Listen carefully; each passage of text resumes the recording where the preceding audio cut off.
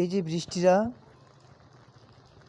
মাটিকে ভালোবেসে মাটির টানে একদম এই আষাঢ় মাসে যখন তখন হুটহাট করে নেমে পড়ে সেই সুদূর আসমান থেকে মাটির জমিনে। আর তুমি এই তো পাশের রাজ্য থেকেও একটা বার তোমার দেখা নেই, কখনো এমন বৃষ্টির মতো হুটহাট করে আমার দরজায় আগমন করনি।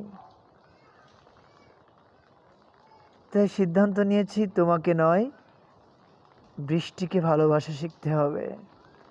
তাই তো বৃষ্টির প্রেমে পড়েছি, আর রঙিন ছাতা মাথায় দিয়ে পিচ ঢালা ভিজা পথে আমি হাঁটছি। বন্ধুরা, স্কুলের ক্লাস শেষ করে চলে আসলাম ছোটো খালামণির বাসায়। খালামণির বাসাটা অসম্ভব সুন্দর। খালামণি রান্নার কাজে ব্যস্ত, তাই বেলকুনি থেকে কথা শেষ করে ফেললাম। এখন আমি চলে যাব আমার নিজের বাসায়।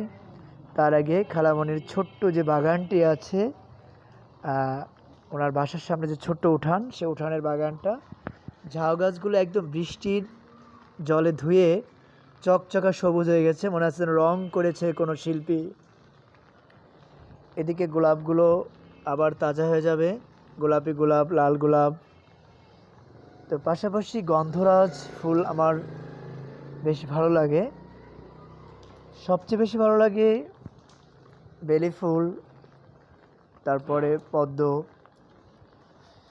এই যে বেলি ফুল গাছ, এখন আজকে ফুল আসেনি। তবে কাঠগোলাপ বর্তমান সাহিত্য জগতে বইয়ের নামের ক্ষেত্রে ট্রেন্ডিংয়ে আছে কাঠগোলাপ। খালামণির বড় একটা কাঠগোলাপ গাছ আছে। বাবা, এই কমলা রঙের জবা ফুল, বাহ দারুণ তো। পাশাপাশি এই যে গন্ধরাজের গন্ধরাজ চমৎকার। ইচ্ছে করছে ফুলটা ছিঁড়ে দেয়, কিন্তু ফুল ছিঁড়তে ভালো লাগে না, আমি একটু ঘ্রাণটা শুকে যায়। ওফ, এই ঘ্রাণ শুকার পরে মনে হচ্ছে ফুলটা ছিঁড়ে পকেটে ভরি।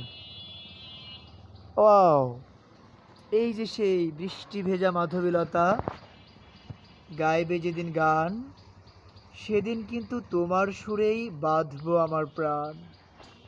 এবং আরেকটা চরণ আছে আমার কবিতায়, রক্তরাঙা জবার মতো হাসবে যেদিন ঠোঁট, হয়তো সেদিন পেতে পারো একটুখানি চোট।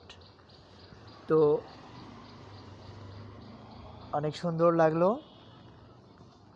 খালামণির বাসায় শুটিং করা যায়, একদম চমৎকার নাটকের বাড়ির মতো বাড়ি, শুটিং স্পটের মতো।